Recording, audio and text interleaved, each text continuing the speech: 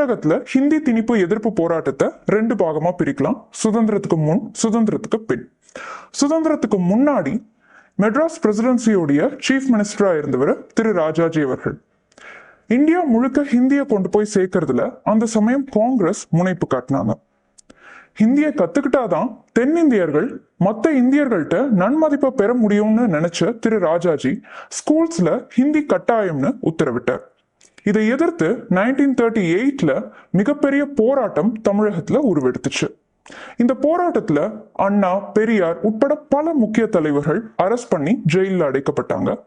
முக்கியமா 1939ல திரு தாளமுத்து, திரு நடராஜன் ரெண்டு பேரையும் தாக்குதலுக்கு உள்ளாகி ஜெயிலே இறந்து போனாங்க. இன்னைக்கும் இவங்க ரெண்டு பேரும் மொழிப்போர் தியாகிகளா நினைவு கூறப்படுறாங்க. தமிழ் மொழிக்காக உயிர் தியாகம் செஞ்ச அவங்க ரெண்டு பேருடைய இறப்பு ஹிந்திக்கு எதிராக மிகப்பெரிய எழுச்சியை ஏற்படுத்துச்சு. போராட்டம் இன்னும் தீவிரமடைஞ்சது. ஆனா அப்பையும் ராஜாஜி போராட்டத்துடைய தீவிரத்தை புரிஞ்சுக்காம ஹிந்தி சொல்லித்தர ஸ்கூல்ஸை அதிகப்படுத்தினாரு. சுதந்திரம் அடைஞ்சதுக்கு அப்புறம் 1950ல இந்திய அரசியல் சாசனம் ஏத்துக்கிட்டப்போ முதல் 15 வருஷத்துக்கு இங்கிலீஷ், ஹிந்தி இந்த ரெண்டு மொழிகளுமே ஆட்சி மொழிகளா இருக்கணும், 15 வருஷத்துக்கு அப்புறம் ஹிந்தி மட்டுமே ஆட்சி மொழியா நீடிக்கும்னு அறிவிச்சாங்க. இந்த கருத்தை முன் வச்சு 1963ல இந்தியா ஆட்சி மொழிகள் சட்டம் இயற்றப்பட்டுச்சு.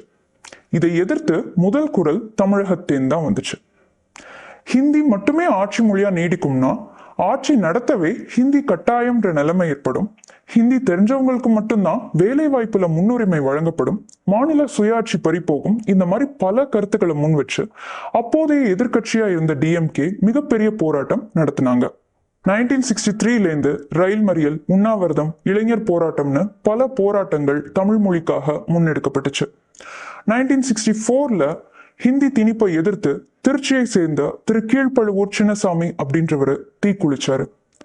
தமிழ் வாழ்க, ஹிந்தி ஒழிக அப்படின்ற அவருடைய கடைசி குரல் இன்னைக்கும் மொழிப்போர் தியாகிகள் குரலா ஒழிச்சிட்டு இருக்கு.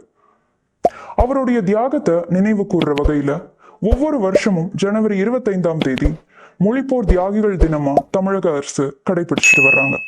அவருடைய இறப்புக்கு அப்புறம் போராட்டம் இன்னும் தீவிரமடைஞ்சது. போராடினவங்க மேல துப்பாக்கி சூடு நடத்தப்பட்டுச்சு. அவங்க ஒடுக்கப்பட்டாங்க.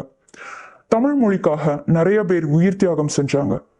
பல இறப்புகளுக்கும் இழப்புகளுக்கும் அப்புறம் அப்போதைய பிரைம் மினிஸ்டரான இந்திரா காந்தி ஆட்சி மொழிகள் சட்டத்துல திருத்தம் கொண்டு வந்து 1968ல இங்கிலீஷும் ஆட்சி மொழியா நீடிக்கும்னு அறிவிச்சாங்க. இப்போ ஹிந்தி தமிழகத்துக்குள்ள புதுவிதமா வர முயற்சிக்குது தேசிய கல்விக் கொள்கை மூலமா.